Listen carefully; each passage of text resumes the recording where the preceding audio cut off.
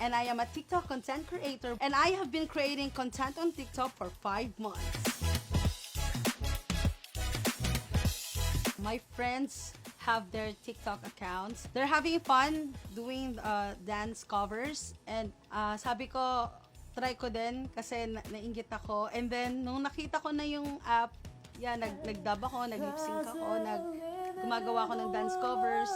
And then, ayun na, nag-start na lahat. Parang nag-start na din ako na gumawa ng sarili kong content as a singer.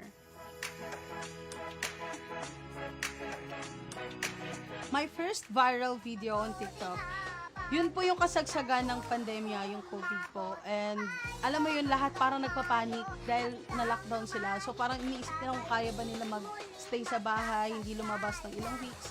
So parang naisip ko, what if gumawa ako ng parody, tayo rin muling makakagala. Parang yun po yung nag-push sa akin na gumawa po ng maraming parodies sa TikTok.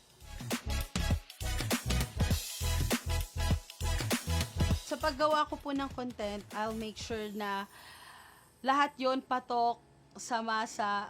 Ginagawa ko po, nagsasearch po ako ng mga memes. Tapos yun po yung ginagawa kong audio, tapos ginagamit ko lang yung Chipmunk's voice ko. About po dun sa Stone Cold video, I think yan po yung kauna-unahang challenge na in-accept ko dun sa TikTok. Kasi I love challenges eh. Pag sina-challenge ako ng mga tao, parang napupush ako na parang, kala nyo, hindi ko kaya, parang ganun. What I love on TikTok, yung camera, like, iba yung filters niya. And at the same time, ako as a singer, pag nagre-record ako ng audio, sobrang clear niya. Para siyang family na sinusuportahan kung ano yung gusto mong gawin sa buhay. Kunyari, kumakanta ka, nagugustuhan nila, para siya talagang malaking family. Pinaparamdam ko sa kanila lagi na I love them back. And they love what you do.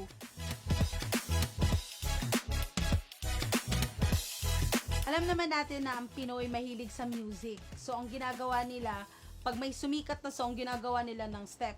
Tapos, pag may sumikat ulit na song, gagawan ulit nila ng step. Tapos, yung iba, minsan kinocombine nila.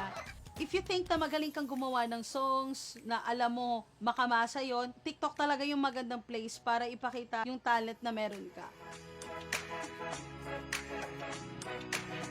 Masasabi ko talaga, TikTok changed my life. Kasi ako, as a singer, dati kumakanta ako sa TV, kumakanta ako sa mga TV shows, na-discover ako sa Ellen, pero iba yung feeling na nakilala ka as a singer, kasi yung image ko sa TikTok is parang mataray lagi. So parang nakakatuwa lang, kasi pag nagtaray ka nung singer ka, ibabash ka. Pero pag nagtaray ka sa TikTok, mamahalin ka nila kasi prangka ka.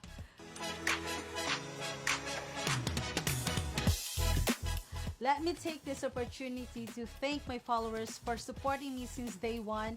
Even though sometimes I can't reply to your messages, to your comments, you know that I love you so much, and I will do everything to make you guys proud of me. To my fellow TikTokers, stay positive lang tayo, and let's make TikTok a fun and a better place. And let's inspire one another. To those who want to start on TikTok, you just have to be yourself, share your talent, your creativity, your passion, your knowledge, be authentic, be an inspiration to other people, stay positive, and have fun!